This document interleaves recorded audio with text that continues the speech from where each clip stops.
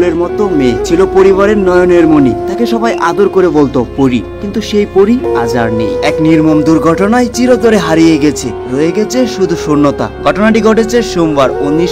সবাই ভিডিওটা মনোযোগ দিয়ে দেখেন, তখন বুঝতে পারবেন আসলে ভিডিওটার মধ্যে কি আছে। আমি কারে বলে করবো, আমি কারে বলে করবো।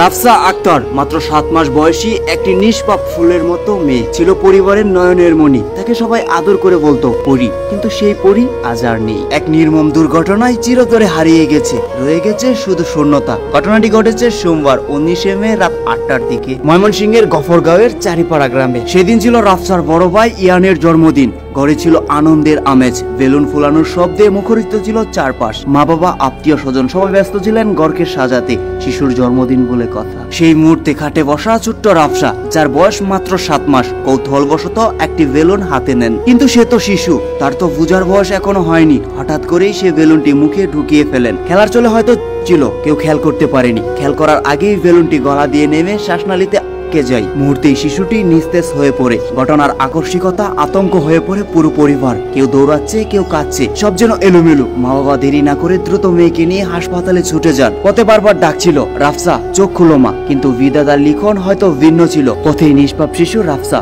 দুর্কুলে ডলে পড়ে। আজ জন্মদিনের ঘরে কোনো বেলুন নেই, হাসি নেই, শুধু নিঃশব্দ কান্না আর আতঙ্ক। রাফসার মা এখন অসহায়ভাবে চিৎকার করে কাঁদছেন আর একটানা বলতে থাকেন, আমার মেয়ে বাঁচেনি, শুধু একটি বেলুনের জন্য আমার রাজকন্যা চলে গেল। আর রাফসার বাবা নিঃশব্দে তাকিয়ে থাকেন সেই ফাঁকা খাটের দিকে, যেখানে কিছুক্ষণ আগেও হাসছিল তার নিষ্পাপ মেয়ে। এই ঘটনা যেন প্রতিটি পরিবারের চোখে আঙ্গুল দিয়ে দেখিয়ে দেয় একটি সামান্য বেলুন হয়ে উঠতে পারে সাবধানতা, সচেতনতা আর সতর্ক দৃষ্টি পারে এমন ভয়াবহতার প্রতিরোধ করতে। রাফসা তো নেই, কিন্তু তার ছোট্ট প্রাণের বিনিময়ে আমরা যেন অনেক কিছু শিখতে পারি, সতর্কতা হতে পারি। যেমন ছোট জিনিস শিশুদের নাগালের বাইরে রাখুন। ছোট বাচ্চারা যে কোনো জিনিস দেখলে সেটা মুখে নিতে চাই, এটা তাদের স্বাভাবিক অভ্যাস। যেমন বোতলের ঢাকনা, কয়েন, মার্বেল ইত্যাদি, এসব কিছু প্রাণঘাতী হতে পারে। শিশু যেসব জিনিস মুখে নিতে পারে, এসব জিনিস সবসময় শিশুদের নাগালের বাইরে রাখুন। বেলুন বিশেষভাবে বিপজ্জনক হতে পারে। বেলুন একটি নরম পাতলা বস্তু, এটি যদি শ্বাসনালীতে আটকে যায় তাহলে সেটা খুব দ্রুত নিঃশ্বাস বন্ধ করে দিতে পারে। ফাটা বেলুন, ছোট টুকরো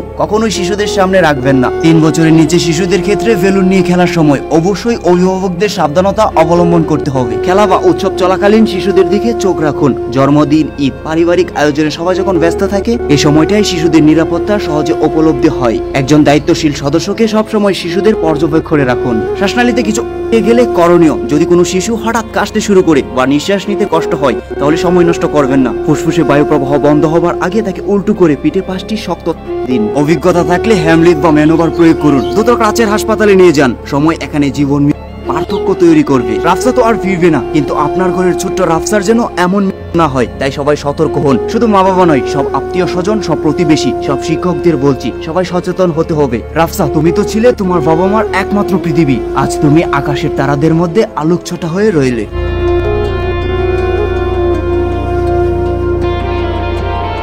ইন্নাল হামদুলিল্লাহ ওয়াসসালাতু ওয়াসসালামু আলা রাসূলিল্লাহ, আম্মা বা'দ। তো ছোট বাচ্চাদেরকে খুব সাবধানে লালন পালন করতে হবে, কারণ ওদের হাতের মধ্যে এমন কোনো জিনিস দেওয়া যাবে না যেগুলোর কারণে তার জীবনও চলে যেতে পারে।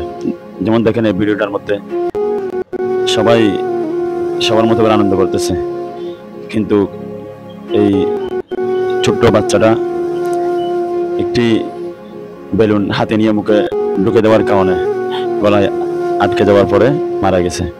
তো সেজন্য সবাইকে অনেক বেশি সতর্ক থাকতে হবে। বাচ্চাদের হাতে যে কোনো কিছু দেওয়া যাবে না, বিশেষ করে বেলুনটা অনেক বেশি মারাত্মক, সেজন্য সবাই সতর্ক থাকবে।